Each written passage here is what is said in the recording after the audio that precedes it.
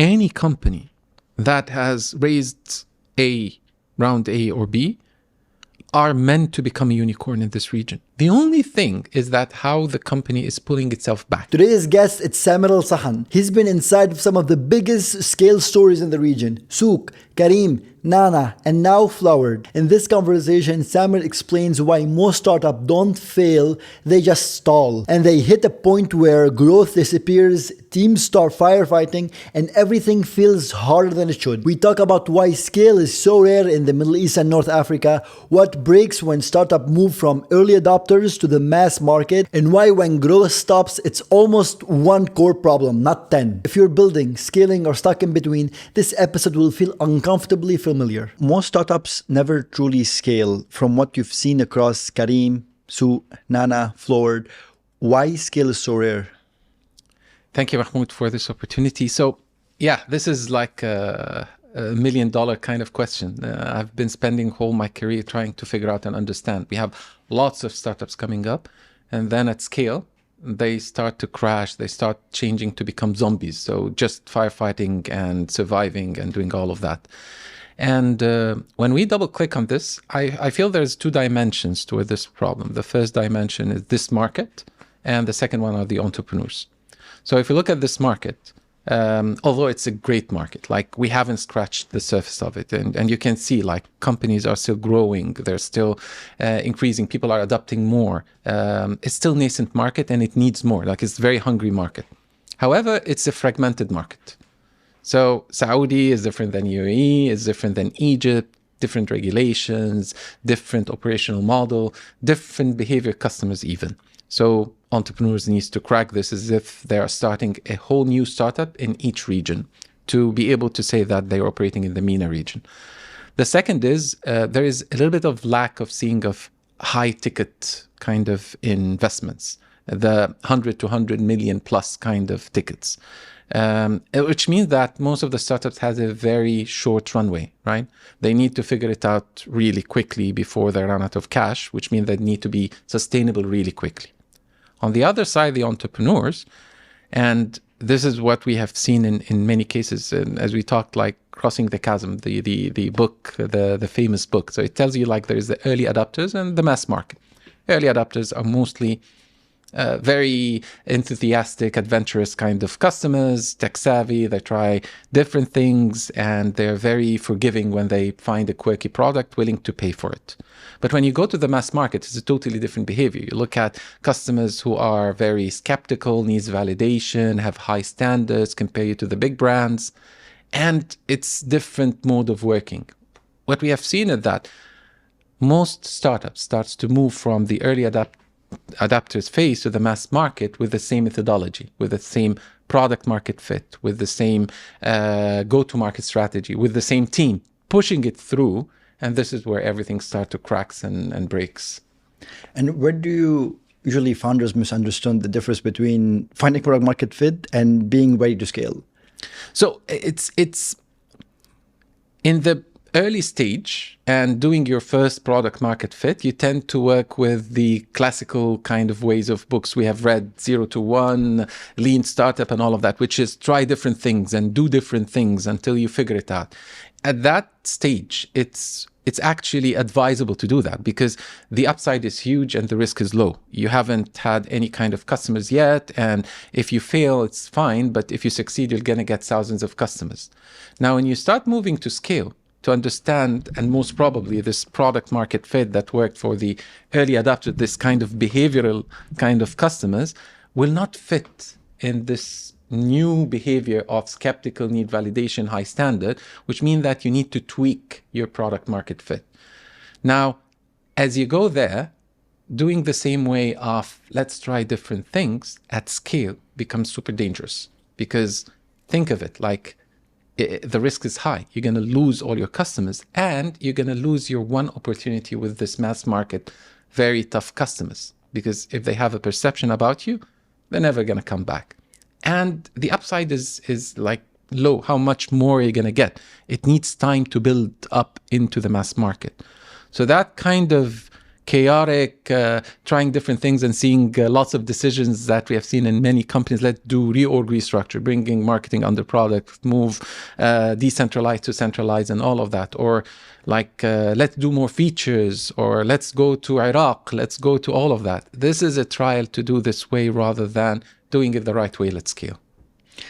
Let's say a company is having like a growth and they hired you and suddenly the growth slightly tapers and you're like, okay, the growth disappeared. How do you go and troubleshoot the problem? That's actually my life. Like almost every single startup I join, they're double-digit growing, they're doing great, everything is fine. And then suddenly, like 3 months into the job, everybody start asking, where did growth go? And it's funny because like you feel that you're the connection between them. Like after you joining 3 months, something happens, you start questioning if I'm jinxing them. But like jokes aside, like it's the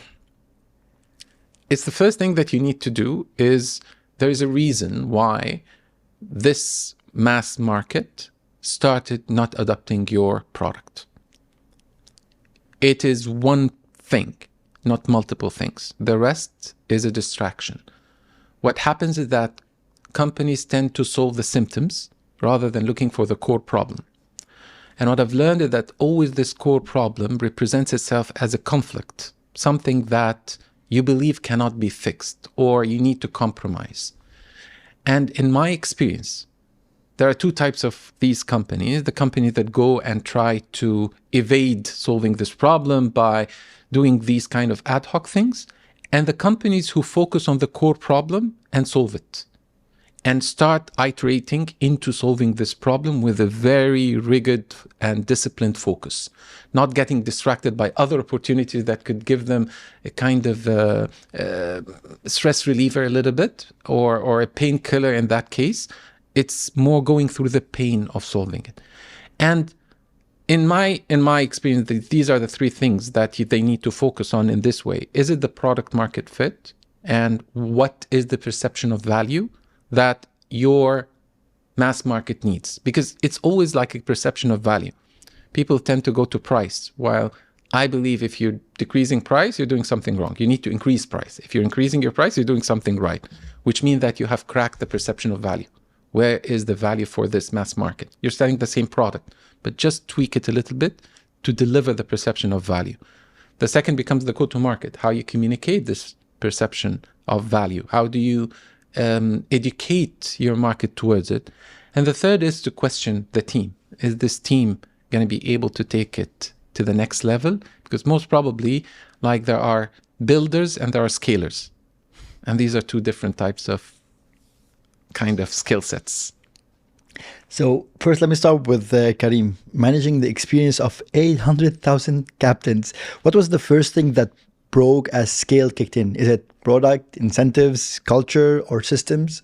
So Careem it was a very interesting approach. I think, so I joined the captain team, and the focus was mostly on the customer domain. Like you find all the focus and the funding and everything going to the customer domain, until Careem started to realize that it starts from the captain.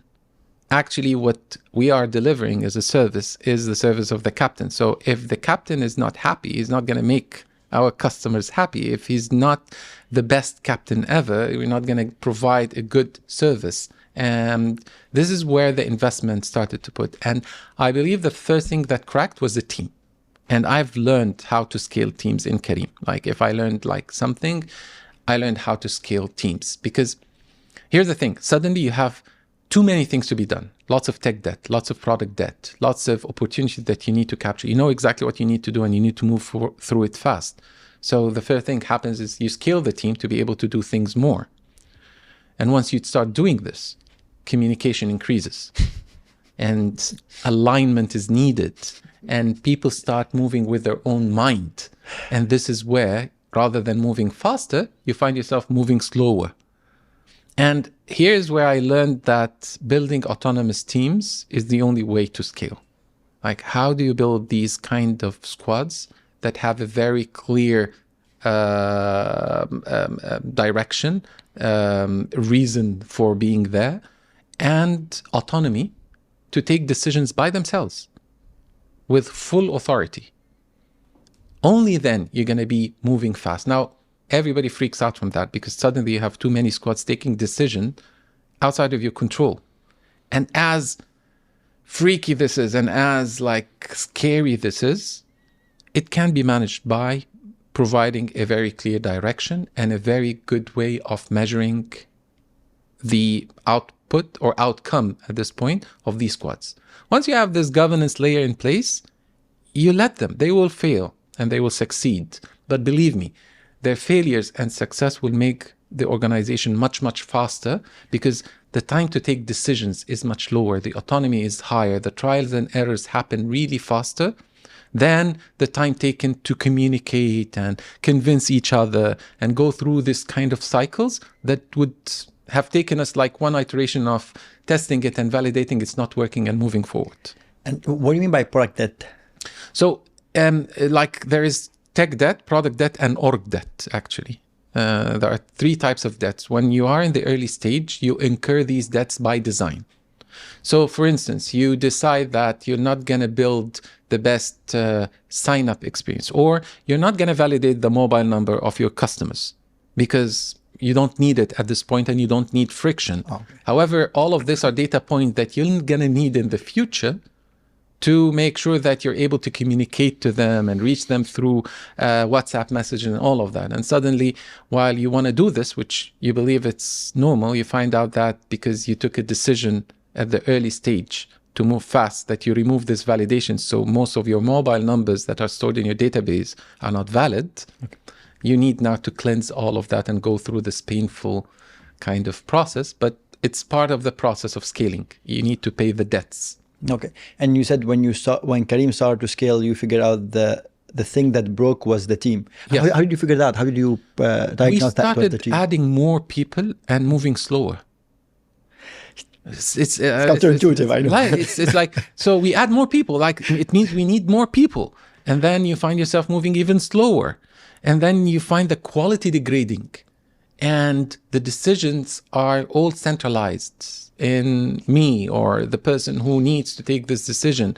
So you find yourself not capable to have the full context because the people on the ground have more context than you. You have the bird eye view, and people down there have the context, and always tell them like, your job, guys, is to protect the company from our stupid decisions because you have more context. So we give the direction, and as Marissa Mayer says, you give the direction and then play defense. This is our job. Like, you do nothing.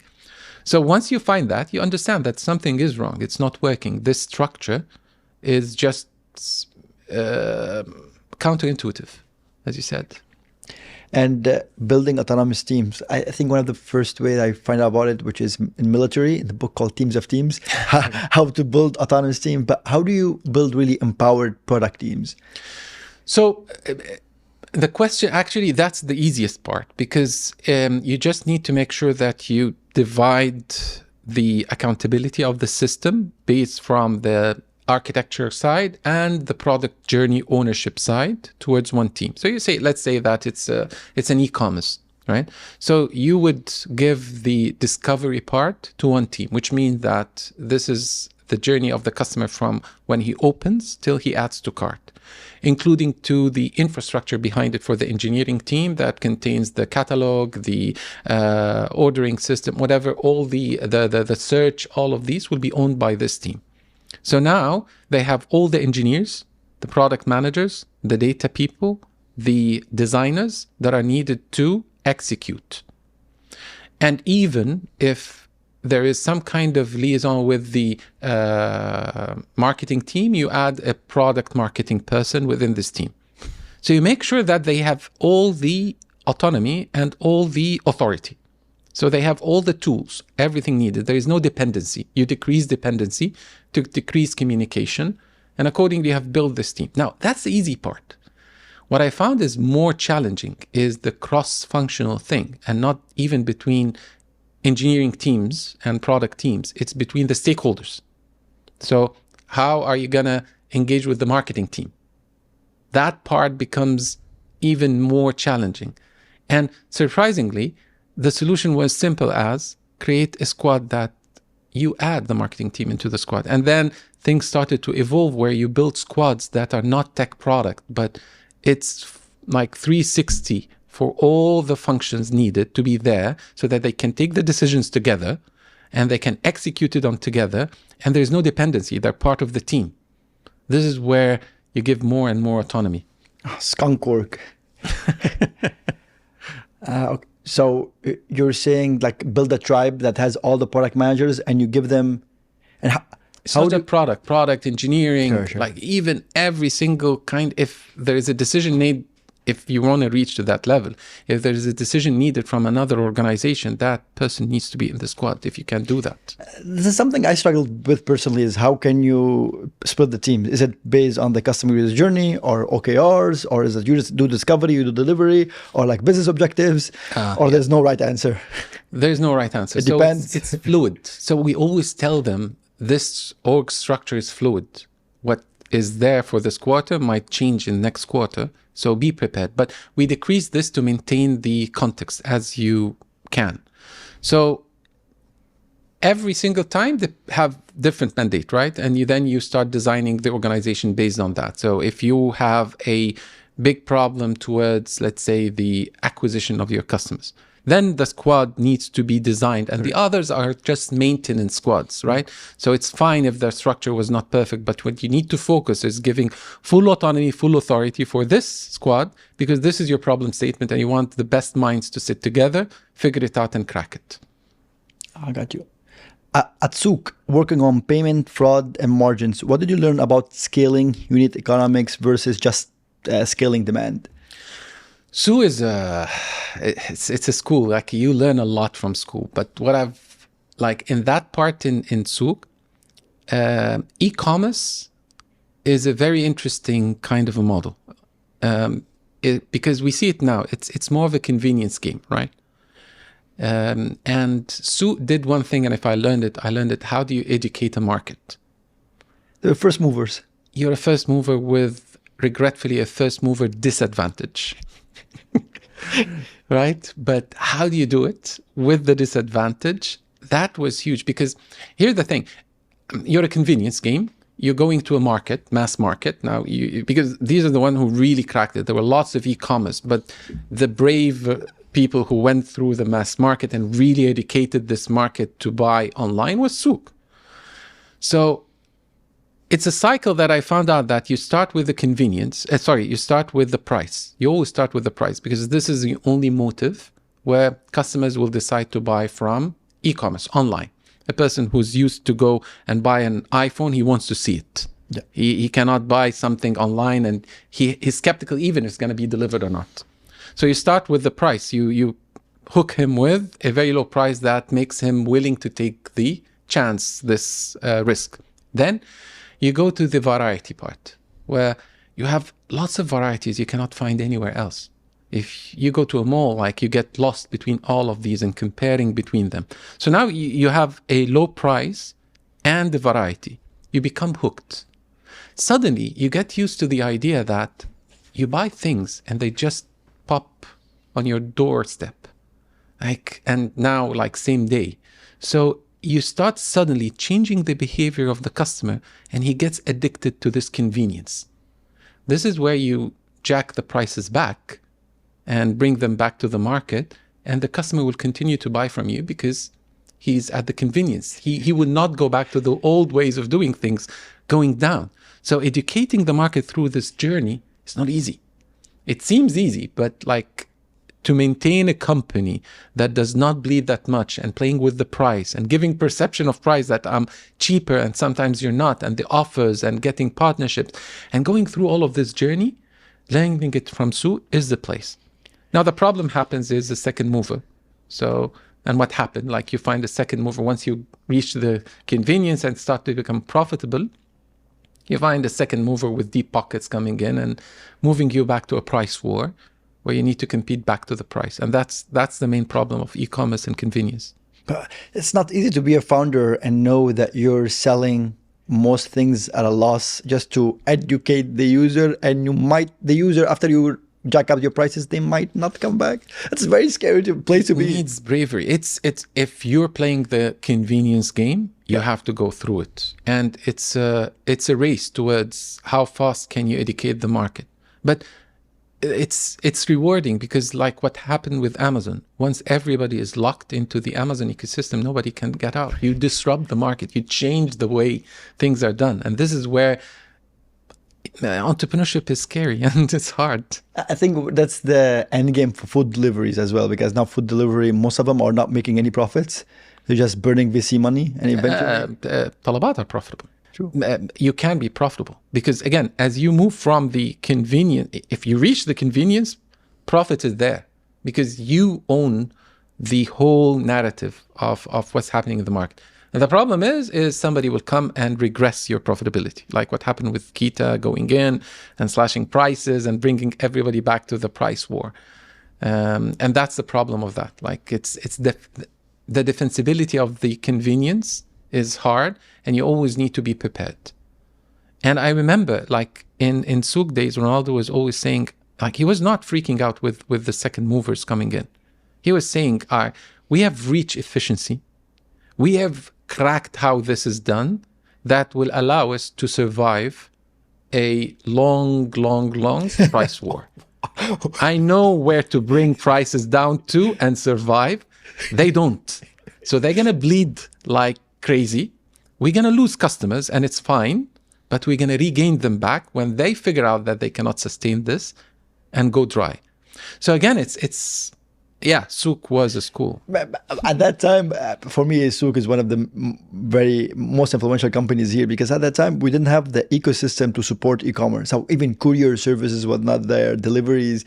So we really had to build from scratch everything else to support e-commerce. He built his own courier system, and he built his own payment system. Pay for it, and QExpress, he educated the whole market. Like he fueled the whole e-commerce. Oh, God. And if you had to extract one operating principle from Careem or Souq that most startups today is missing, what would it be?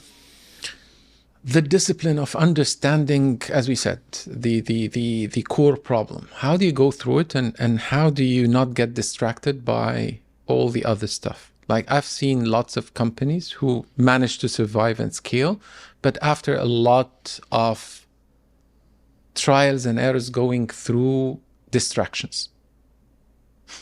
There is a reason, there is a core problem why your customers are not adopting now, why your growth has disappeared. Only one.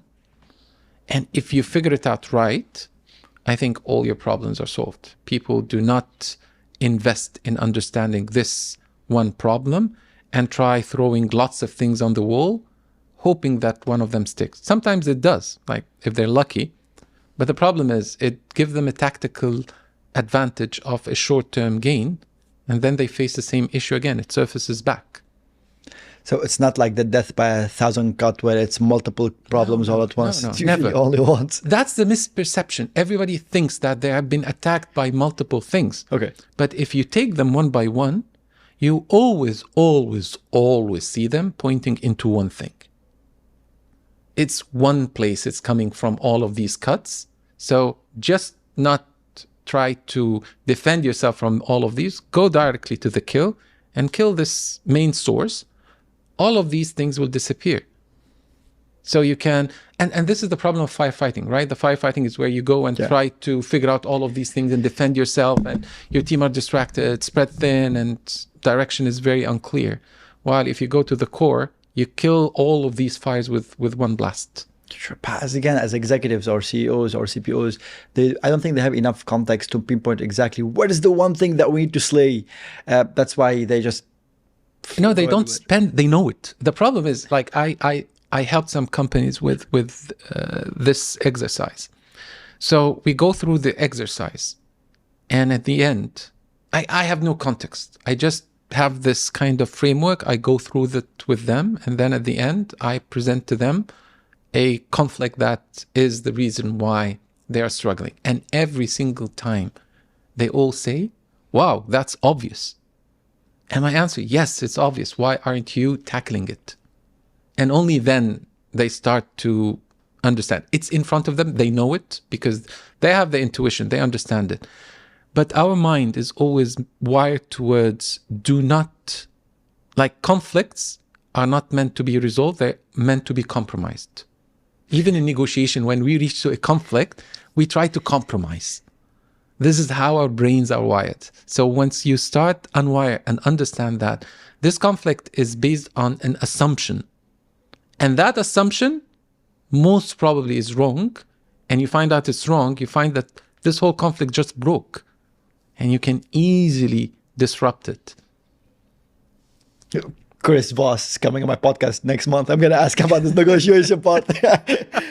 Oh, got you. But again, so I've seen this before where usually everyone's saying that they don't know exactly what is the problem here, but it's like almost always obvious once you uncover, like, yeah, we already know about it, but it's solving a hard problem is hard. Yeah. Do you have any specific example that you can share?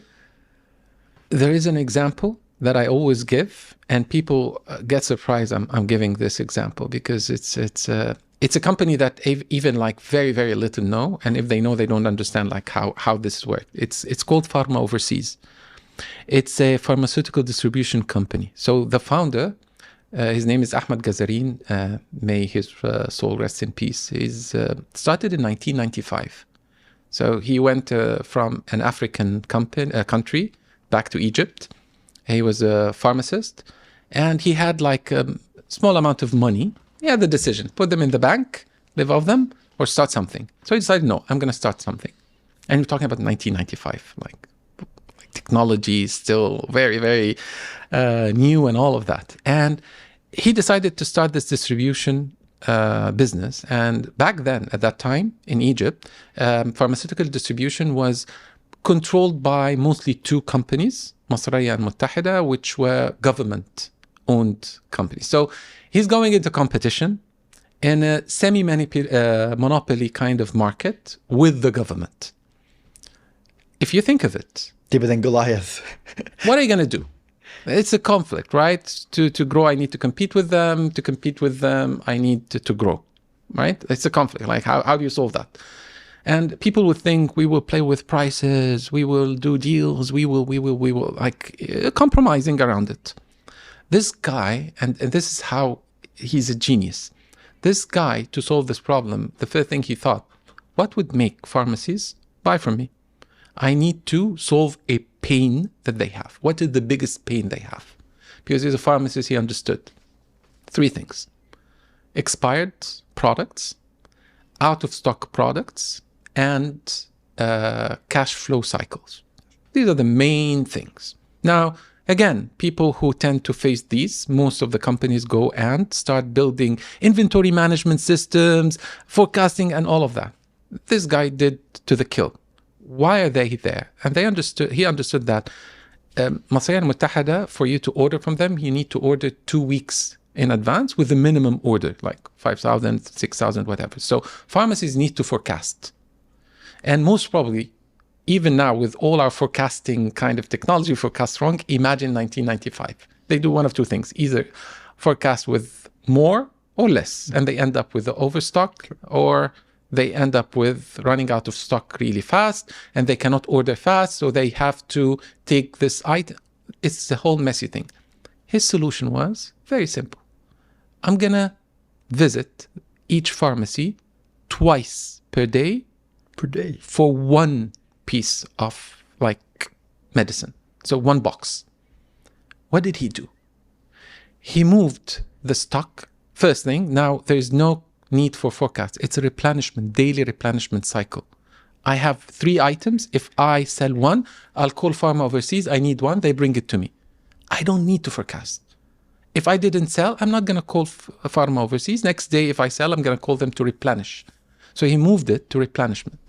Now, stock inventory moved from the pharmacies to Pharma Overseas, which means that pharmacies will have less stock, which means that they have even more space to more items to add, which means that they're going to sell more. They will never go out of stock, and more better, their cash cycle is faster. They buy less, they sell, they buy, they sell. Now, doing that, I worked with them. I left, I think, 2004. They had a big chunk, I think 30% of the market share. And he disrupted it through technology, like the ability to, from an order to be placed till it's ready to be dispatched and sent in minutes. That's technology in 1995. How to do it in scale? That's very challenging. He was 30% of the market of the whole Egypt. And this is why this business scaled seamlessly, because from day one, he thought about the mass market. He thought about the perception of, they're all selling medicine, right? It's the perception of value. What is the perception of value? Is that I'm going to make you sell more quickly, and not lose. This is the added value he added. With the technology he made it, he killed the market. Now, he disrupted the market. He really disrupted, because then you found competitors like Ibn Sina coming into the market with his same model. So he found people mimicking him. I'm not sure where they are now, but for me, this was a genius. Like Dr. Ahmed Gazain, may his soul rest in peace, like he's really a genius in that. I didn't know he's a genius until lately, when I saw startups, how they're struggling, and how this guy, with his intuition, with his very laser focus towards the problem and how he fixed it, was able to scale a company from zero to a market leader. You once recommended a book, which is The Goal. Once it was a very bizarre recommendation. Now I understand why you recommended it. It's like the theory of constraint. This is it. This is it. Like my whole framework, my whole strategy comes from theory of constraint. My work is, how do we take the theory of constraint and implement it and tweak it towards the startup community? And that could be the solution to help startups to scale. I tried it with some companies, and it's working like magic. Like, it's just like, as it worked in other industries, it can work in startups. And the theory of constraint is just to identify where you can do the most amount of impact by removing the minimum amount of... it was an example where people were going for a hike, and it was like the slowest guy was slowing the entire crew. This is where you identify in startups. So it's more of, think of it as... it's a multiple angle, right? But the main concept of the theory of constraint is that all of these issues are just symptoms to one core problem. So the example you're saying, the core problem was not about that people are moving. It's the slowest person in this process that caused everybody else to slow down. So you can do whatever you want to do around, but if you don't solve the speed of this guy, nothing else matters. Actually, he found out that if you slow down everyone else to the speed of this guy, everything moves smoothly, and rework ends, and the process becomes more seamless. And then you find out how to increase the speed. But subordinating all the resources to where the constraint is the most important thing. Focus on the main problem. That's it. In different ways. So this is in industry and in production, where he wants to optimize his production line. Then he did other books like Isn't It Obvious and Ain't It Luck? It's not luck. It's not luck. Yeah, it's not luck. Yeah, and there are lots of books he came up with, but these three for me are the classicals. And each one targets a different kind of industry: marketing, supply chain, production. And I think the only take on startups was the Phoenix Project, which was not by him, but I don't feel it was for a legacy kind of IT world. So if we just take the same concept implemented in startup world, I think we can come up with a model that works for scaling startups. Yeah, that's so interesting, especially the book was written in the 90s, man. 80s, 1980s, yes. 1980s. Oh, wow. It's a classical, yeah. It's a must read. I need to read it again. But when you moved from Careem and Souq to Nana, what lessons surprisingly did not transfer well to a smaller, faster startup? So I don't think Nana was that small back then. Okay. It was smaller, of course, than Careem and Souq. But I think this is where everything started to click. Like in Nana, I started connecting the dots, because Nana was a quick commerce, or is a quick commerce. Actually, it was not a quick commerce. It was a grocery delivery company. Actually, their bread and butter came from the big supermarkets delivering through them. And this is where the whole thing started to connect, where you are in a disadvantage. And what is the value that you provide? What is your moat? At the end, you are just delivering. If this supermarket decides to deliver like Carrefour, you're in a disadvantage. They're not giving you the right stocks. There are lots of experience bottlenecks. And if you focus on it, quick commerce made sense, because then you are giving an advantage. You are making a difference. You are owning the experience of the customer, and there is a moat. The problem is, in quick commerce, you're only serving what we call the daily top-ups. While the monthly basket, it's your monthly ritual to go and buy from the month. You never do it in the grocery in the quick commerce. Why? Because when you build a quick commerce, it's all about the location. You need to be in proximity. So you'll have to have a very small store, which means that you have less SKUs. While you always see that hypermarkets are in the outskirts of a city with a very big kind of facility and have lots of SKUs. And that's the biggest problem between the hypermarkets and the quick commerce. And till somebody comes, and the problem seems very clear, you need to provide fast delivery at a competitive price with a high variety. Nobody's capable to do the three. Neither the hypermarkets are able to do it, nor the quick commerce are able to do it. This is why you still find both are working and both are still, but the first one who really cracks this conflict is going to disrupt the whole market of grocery. You start seeing less and less of hypermarkets, you start seeing less and less of everyone, and that model is the one that's going to survive. But did you have to unlearn anything about maybe either org design, process, or product discovery when you operate on a little bit smaller scale than Souq or Careem? So there are, I always say there are two types of people, the builders and the scalers, and both are totally different kind of characters. So as a builder, you're meant to be very adventurous. You need to be very kind of breaking things. I don't want to say you're breaking process, because like a process is a process, but your process is totally different. It's more fast, more agile, more lean. And the scalers are a totally different thing. To scale, you need to be more rigorous, more quality oriented, more standard elevator, more risk averse, because the risks are high. Very different factors, man. And that two things are totally different characters by themselves. And shifting between two is almost impossible. Like, you can rarely be a builder and a scaler.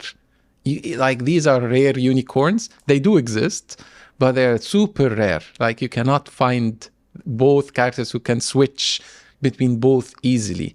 So what I think in MENA, it was that realization that while moving from the builder to the scaler, all of these kind of changes and structures needs to take place to make sure that the seamless scaling happens. So that's why a lot of teams that product market fit are rarely the team that scale the company even to $100 million. I say there are some kind of outliers, okay, but it's very hard. It's very, very hard. Even from a product point of view, for the early stage, the CPO is actually the CEO. And I sometimes feel it's wrong to bring a CPO at that level. Don't bring a CPO. Like, you are the person with the vision. You are the person who wants to test things. You are the one with the idea. So test it. Yeah, do all the product debt, we'll fix it afterwards. Do all the tech debt, we'll fix it afterwards. But once start things scaling, no, the CEO cannot be the CPO. Since you talk about the CPO position, why it's the highest churn rate in all the executive CPOs? That's a very interesting question. I don't know, because I always sometimes find there's a weird dynamic power struggle either between CPO and CTO or between the CPO and the CEO, because you mentioned sometimes CEO is the one with the vision, and sometimes the CPO comes like, okay, no, this is the way I'm going to build my product. And maybe it's only here to the region, but it's the highest churn rate in the C executives. Because so we have to understand one thing first, is that most of the startups in the region are not pure tech. They are Ouch, you're so right. Operation heavy, yes. operation heavy. We don't like to say that though. We think that we are tech startups. We're tech-enabled startups, right? Oh, But that's the first reality check that we need to agree upon, because this is where the friction happens, right? If we go to the core problem, like this is where the friction happens. So it depends on the stage of the startup and what do they need. Some startups, even if they are very operational heavy, they think of tech and product are the enablers where they need innovation in that part that unlocks, right? And some look at product and tech as a way to achieve all their dreams. And depends on which of the companies you'll find an issue. At the end, if you are just delivering what's expected from you, then what's the role of the CPO? This is where the frictions start to happen and like, why am I here? And on the other side, if you are enabling, this is where in a tech organization, it makes sense. In an operational organization, after some time, whatever you do, it's very clear it's like painkillers as well, because your core problem is going to be always in the operation. Yes. So this is where your revenue comes from. And this is where the realization happens. And then start to crack. What I found that a product role in as a CPO where it needs to evolve. So you're not like a CPO as a CPO. It's more of a growth kind of role. Okay. You maybe become the chief growth officer, I don't know, but it's more of the growth. How do you make sure that you architect things in a way that enables growth towards that? And accordingly, the authority and the autonomy of this person needs to go through there, rather than looking at him just for product. You need to give him the accountability of the other to make sure that things are working into the right direction. I think we're going into a maturity phase, that's for sure. Oh, this is the most transparent and honest answer I ever got to this question. And it's the same, I think, for the description of the product manager role, because product manager role, it's different in every company, and here is still going through maturity phase. And the same thing with the CPO. I think still going into a different maturity phase. I believe product managers are fine. Like, product managers still exist and they're needed because they're the connection between the business, the user experience, and the engineering, right? And you'll always need them. Like, if you remove that from the equation, you're just going to find everything cracking. You'll find feature that doesn't make sense. They're more designed towards internal efficiency rather than external experience. You'll find the processes becoming broken, and you'll find more things being shipped in a way, and people are asking, this is not what we wanted. This is not what we envisioned. And then the quality breaks and rework happens, and like the goal say, like you have to have a production line that's going into one direction. This is where things are moving right. You start seeing things moving back and forth and things crack. Now, I feel product as an organization is gonna mature more and become more and more engraved. The CPO role is different because once the CPO comes, he builds this organization. He puts it in autopilot mode. He builds autonomous teams. He put the strategy, and then the decision-making start to get friction. But you'll always find, as you said, in the beginning, CPOs are doing great, and then suddenly it becomes more frictionful. And speaking on that CPO role, how does the role of CPO change as company moves from early growth to real scale? And what should product leaders need to unlearn? So what product leaders need to unlearn is that, first thing is that the process is important. At that scale, process is not moving slow. I think there's a perception that process is moving slow. You're getting bureaucracy. It's not. It's not at all. Process is actually moving faster. You're not. I'll tell you. Mostly, I think my power is being a builder. So when I hear someone saying that, oh God, we have to remove processes, start from zero. Because I'll tell you why. And funny enough, process exists in the early stage builder as well. right? The idea is what? Like people look at processes is levels of decision making and all of that. Yeah. No, it's not. Like it's how you design your process. That's the whole thing. You can design a process in a way that serves you, and you can design a process in a way that makes it more bureaucratic. The idea of the process is to make sure that the flow goes in one direction. That's the whole thing, and decrease the work in progress on the floor. That's it. I'll give you an example. Imagine that, like in a tech organization, the CEO said we want to do X. Okay, so the first step on the discovery, they remove it. They start framing the problem statement in a way, we want to do X. That's the problem statement. Then you take it to the conceptualization. You rush it. You say, we'll do X, Y, Z, no PRDs. We're going to say it to the engineers. Just like, let's move fast. We want to do this, this, this, and this. The grouping happens by writing the story really quickly. This is the stories. You move fast. You're giving the perception of moving fast, right? And then development start. And once development start, questions start to surface. So what happens in this case? And then the PM starts saying, you're going to do X, Y, Z. That X, Y, Z for the engineers is a totally different story. And suddenly engineers are crunched in time and they need to make it with the same timeline. So they cut corners. They do more tech debt. And they do things. And then you ship. Of course, it's not one question. Multiple questions start to surface and ad hoc answers. And suddenly you spill over. The sprint spills over. And then 2 weeks becomes 4 weeks, becomes 6 weeks, and then you deliver. And the stakeholders look at it. This is not what we wanted. This is not what we envisioned, the CEO. I wanted it a different way. You are not doing what I want. And more, like, put more salt to the wound. What happens is that the quality is bad. It's breaking because you took shortcuts while developing it, and it's not meant for scale, so it breaks. And suddenly you go into a firefight mode where things are going back, going back. Now, the problem is not that. The problem is all the features that were supposed to come now are being blocked. They're on the floor. They're not being picked up. Suddenly everything goes into firefight where what do? Do we do this or we pick these? And you start going into a team that is running crazy, and you're giving the sense of moving fast, right? Like decisions were made fast. But this is where, and this is part of the goal, local optima versus global optima. Yeah. You're optimizing for the efficiency in utilizations of your engineers and utilizations of your product manager. So you want them 100% utilized, and you want the decision of the speed goes high. This is what I want. While the metric that you need to look at is the throughput of value. How fast are you delivering value? It doesn't matter if this feature took, in your perception, 2 more weeks, but in a quarter, how much value did you deliver overall? That's the metric that you need to look at. This is the global optima. And once you look at the right metric, the process makes sense. Man, I feel so called out.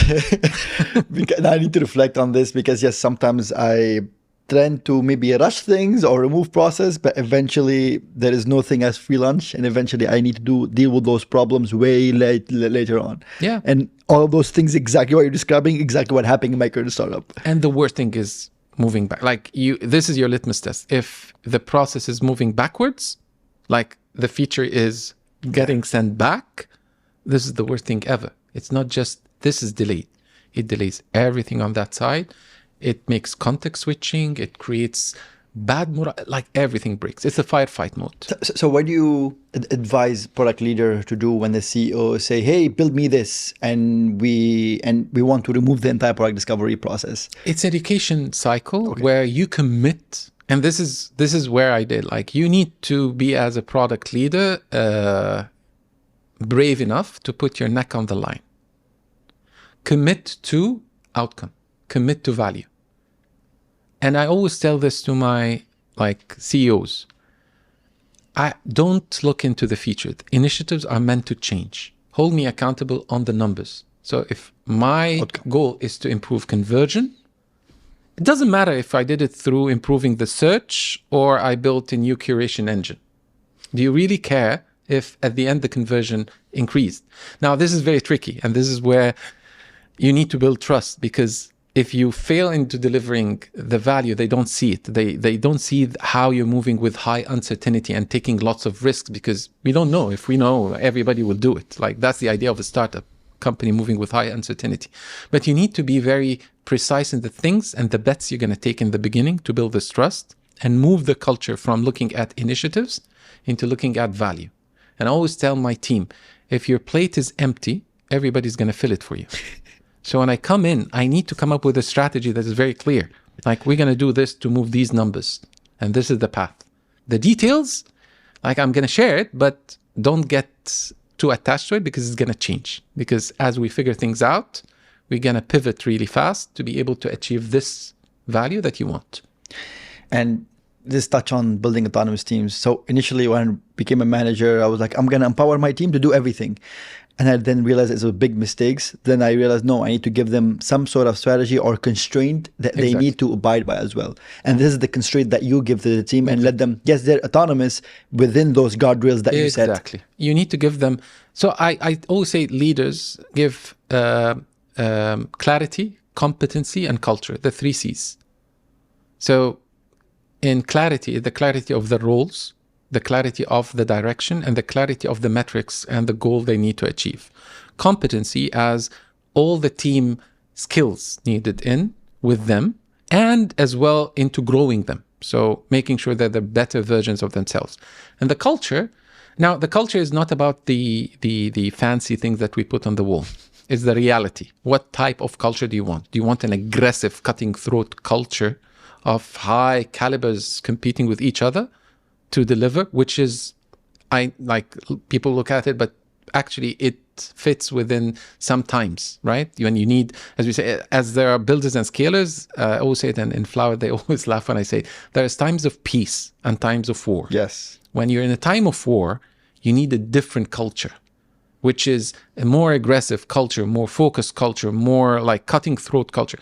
When you're in a time of peace, you need a different culture, an innovative culture, a calm culture, and all of that. It depends on where you are. This is where you shape the culture. Which one's for product market fit? For finding product market fit? Again, if you are going into an innovative kind of an idea where there's no competitors, you're still discovering, of course, the first one. But if you're going into a very competitive red ocean kind of market, of course, the latter. And it's not 0-1. It's a, like it's a ruler. Like you set the sensitivity of it depending on the situation. This is where good leaders are. They get the sense of where we are and how do we tweak the culture of the organization and start incentivizing everyone towards this culture. It's very interesting because even through my experience, I found certain CEOs when in the time of war, when the competition is really hard and blood is everywhere, they perform really well. But once not enough competition, they suffer. They fight with everyone. They don't do well with the board members. Again, it's very hard to find a wartime leader and a peacetime leader at the same time. It's a unicorn as well. From your experience, what structural factors in MENA make scaling harder to compare to US or China? You mentioned runway, but what else? I truly believe that any company that has raised round A or B are meant to become a unicorn in this region. I have not seen so far a company that has raised that amount, and I'm not super excited about their idea, and I can see the market for it and how they can scale and easily and they can become a unicorn. Like every single one, $1 billion. Yes, for sure. The only thing is that how the company is pulling itself back. Every single one is an internal problem, not an external problem. Yes, we do have challenges of the fragmentation, of the ticket sizes, but the reality is these are challenges that every other country have different challenges. These are our challenges. These are the cards that we have been dealt. What is pulling back is the company itself. Wrong decisions, distractions, doing things in the wrong, they are structuring themselves in the wrong way.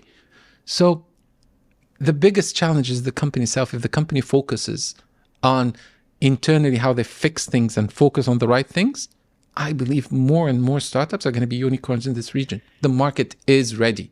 Man, this is very empowering because some founders might blame the compliance or the system or the team, but no, you're saying it's the company itself. It's the company itself. You'll figure it out. Like every founder should figure it out. That part of the compliance and all of that, If they have the right structure, the right team, the right product market, the right go-to-market strategy, the right thought, the right problem, the right value and perception of value, they're going to make other things disappear.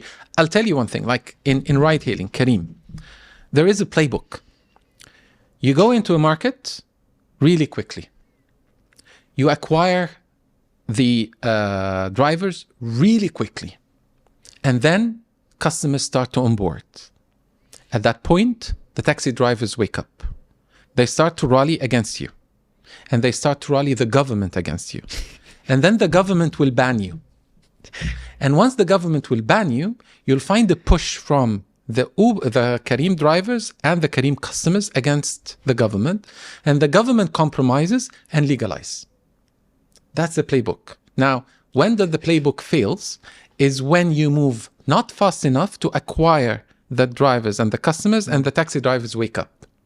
If you don't have this critical mass, what happened?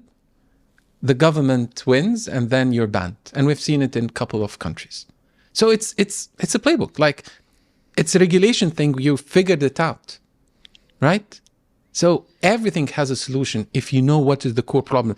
Going back to what's the core problem is the taxi. So let's create a momentum really quickly. We go into the market, we win the market. We've seen it in Egypt, we've seen it in UAE, Saudi, UAE maybe not, but Saudi, every single place, Jordan. Like the police were catching, like doing traps for the Careem drivers and catching them, right? In the early days. So you will figure it out. It's interesting. Even regulation, we can have effect on them if we create enough critical mass. Yes, because you're delivering the value. This is where you have the power to negotiate, to sit on the table. Which company do you think here in the Middle East and North Africa do you believe have truly cracked scale? Cracked scale? Like You're hesitant to mention even one. You're hesitant to mention even one. That's not good. No, there are, but again, like it's. I would say it's too early to. But I would say, sorry. I would say Talabat. Okay. Talabat. Okay. Definitely. Been around in 2005. Yeah. It's not about that. It's about how they disrupted the market and how they reached profitability and how they sustained. This is a playbook. They have their own challenges right now with Kita and Careem, and now I think they will come through. I think the market will, like, it's not a monopoly market. It's some companies will fold, that's for sure. And the market share will change. But no, I'm betting Talabat will continue. Kita will continue, of course, but it's not a monopoly market. Let me end with this question. Scale tend to amplifies everything. What is the one thing founders should fix before it does? The team. The hardest problem. Because if you don't have the organization structured properly for scale and ready, you'll just go into trial and errors more and more. And the way that you fix the team is to have clear process, clear job description, and accountability? It's funny because you need to go to the problem statement first, understand what's the core problem, and then build the team that is capable of solving this problem. Okay. Because if you have the challenge of, let's say, your technology will not stand, the CTO becomes a very important part. If you have a problem in your branding positioning, then a chief brand officer is more important now. Like, it's how you structure yourself for the next period and make sure that the core pillars that will build growth in the next period are positioned well and ready. Samer, that was absolutely amazing episode. Anything that you want to share with our audience, where they can find you, they can know more about you? Like, I'm on LinkedIn, so if anyone wants to ask a question, I'm now trying to give back to the community. In my mind, I always wanted to build an ecosystem in this region. I tried it by building it in the early stage, but I found out that the scale is the problem. It's not about creating more startups. It's about making sure that these startups scale. So if anyone has a problem with scale, struggling, shoot DM to me, and I'm more happy to jump in and help. Awesome. I'll include your LinkedIn in the show notes. Thank you so much, Samer. Thank you.